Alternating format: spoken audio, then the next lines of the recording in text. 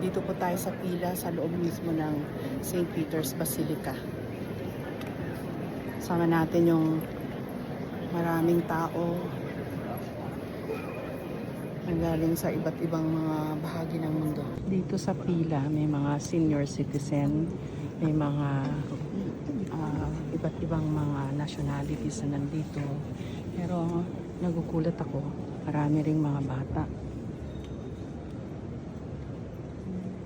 Mukhang si Pope Francis connected also to the young, sa mga henerasyon ngayon, mga Gen Z at saka mga millennial. So ito nga, nakakasabay ko sa pila. Parang iba't ibang generations nandito. Ito yung altar ni Pope Francis. Dito siya. Papal altar po. Papal altar.